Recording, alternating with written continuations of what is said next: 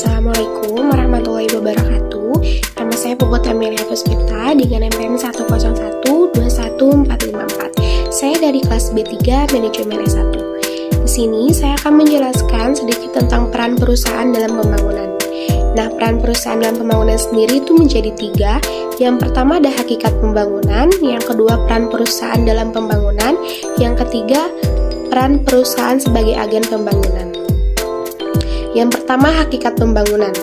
Pembangunan atau development merupakan segala upaya yang terus-menerus ditujukan untuk memperbaiki kehidupan masyarakat dan bangsa yang belum baik, atau untuk memperbaiki kehidupan yang sudah baik menjadi lebih baik. Pokok-pokok pembangunan terkait dengan perbaikan, perubahan, perkembangan, peningkatan pada bidang ekonomi, politik, sosial, budaya, pertahanan, dan keamanan masyarakat. Definisi pembangunan sendiri menurut Riyadi pada tahun 1981, pembangunan adalah suatu usaha atau proses perubahan demi tercapainya tingkat kesejahteraan atau mutu hidup suatu masyarakat dan individu-individu di dalamnya yang berkehendak dan melaksanakan pembangunan itu. Secara umum, pengertian pembangunan adalah upaya yang dilakukan secara sadar dan terencana, dilaksanakan terus-menerus oleh pemerintah bersama-sama, segenap warga masyarakat atau dilaksanakan oleh masyarakat dengan dipimpin oleh pemerintah dengan menggunakan teknologi yang terpilih untuk memenuhi segala kebutuhan atau memecahkan masalah-masalah yang sedang atau yang akan dihadapi demi tercapainya mutu hidup atau kesejahteraan seluruh warga masyarakat dari suatu bangsa yang merencanakan dan melaksanakan pembangunan tersebut.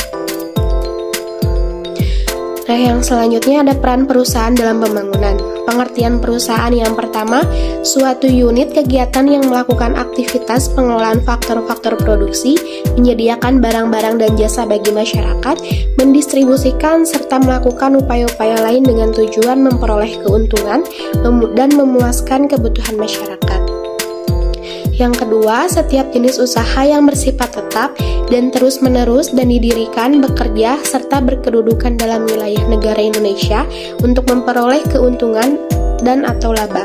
Undang-Undang Nomor 3 Tahun 1982 Pasal 1 Huruf B. Pengertian perusahaan itu mencakup 2 hal pokok. Yang pertama, bentuk usaha berupa organisasi atau badan usaha.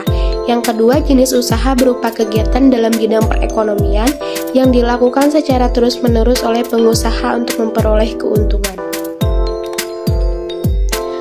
Yang selanjutnya, peran perusahaan.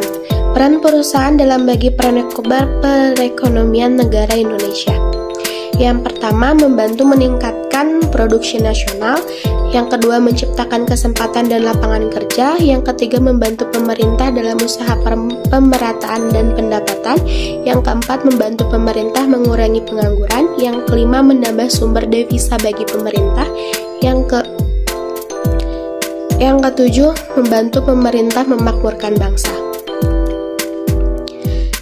Dunia usaha memiliki peranan penting dalam pembangunan untuk menggerakkan roda perekonomian.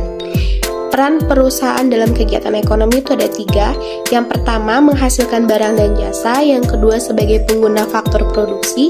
Yang ketiga, membayar pajak kepada pemerintah.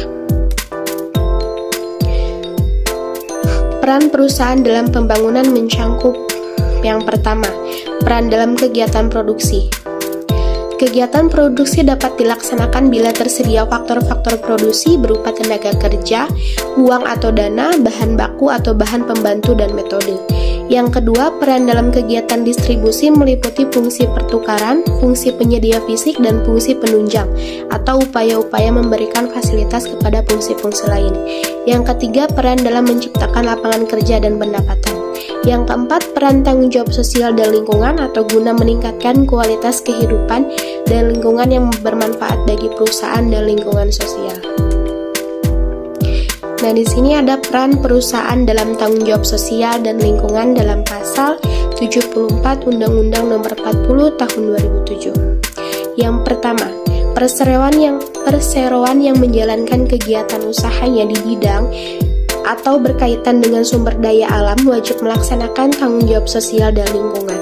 Yang kedua, tanggung jawab dan lingkungan sebagaimana dimaksud pada ayat merupakan kewajiban perseroan yang dianggarkan dan diperhitungkan sebagai biaya perseroan yang pelaksanaannya dilakukan dengan memperhatikan kepatutan dan kewajiban.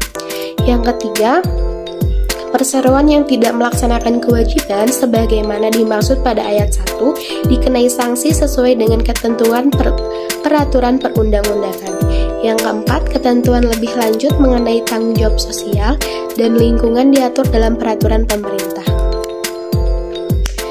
Nah, di sini ada peran perusahaan sebagai agen pembangunan. Yang pertama, dari kegiatan perusahaan telah membantu pemerintah dalam hal menyediakan lapangan kerja, meningkatkan kesejahteraan karyawan, dan membangun berbagai fasilitas ekonomi.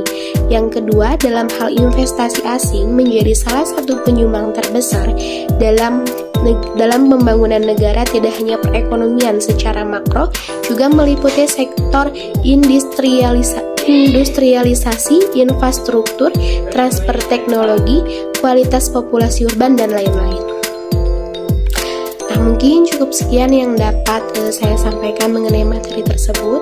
Mohon maaf bila ada salah-salah kata. Wassalamualaikum warahmatullahi wabarakatuh.